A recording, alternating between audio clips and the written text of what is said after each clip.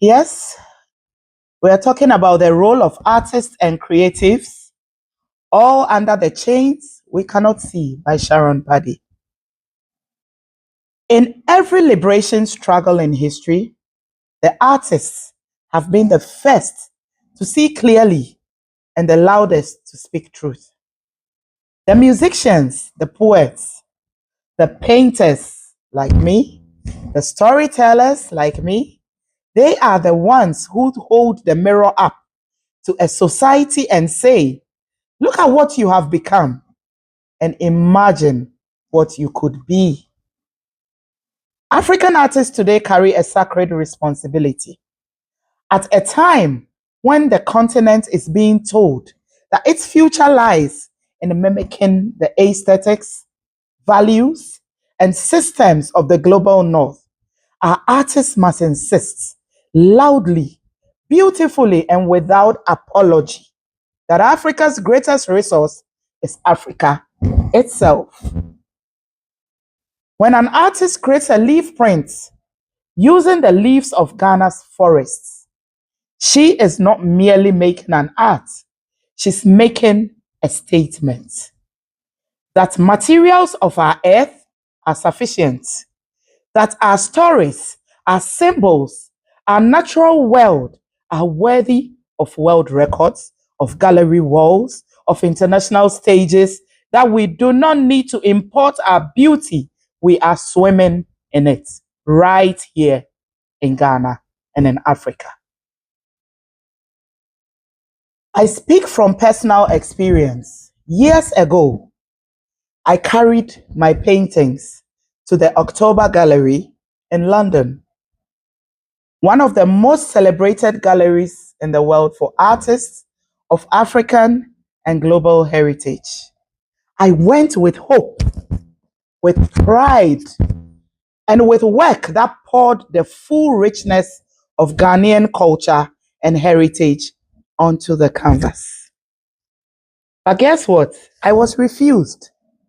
They told me plainly that they did not like my style of painting. Let that sink in.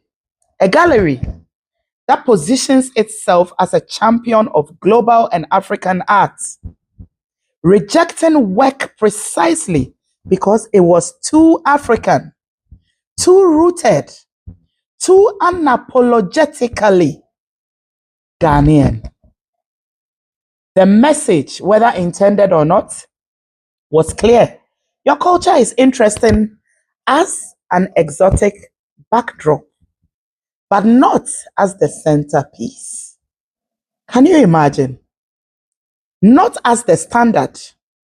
Dress it up, dilute it, make it palatable for Western gaze, or it has no place on our dear walls at the October Gallery. That experience did not break me. I don't break easily. It clarified me. It showed me with painful precision that the gatekeepers of the global art world are still operating within a framework that centers European aesthetics as the universal standard against which all other art is measured, and found either sufficient or lacking. I refuse to be found lacking. I refuse to change my brush. I refuse to paint myself smaller so that others will be comfortable. No, I can't do that.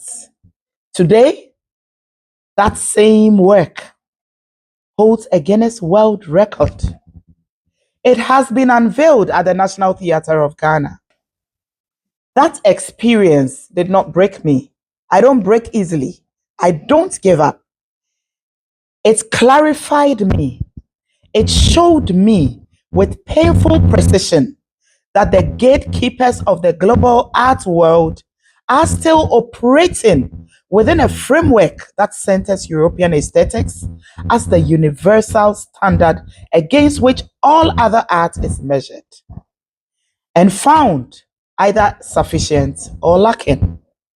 I refuse to be found lacking. No, I refuse to change my brush. I refuse to paint myself smaller so that others will be comfortable. No, I can't do that. Today, that same work, rooted in Ghana, soaked in our culture, speaking in the visual language of our ancestors, holds a Guinness World Record. It has been unveiled at the National Theatre of Ghana. It has been presented to government official ministers. It has inspired a foundation to be set up. It has moved people to tears. The gallery that turned me away is not the measure of African art.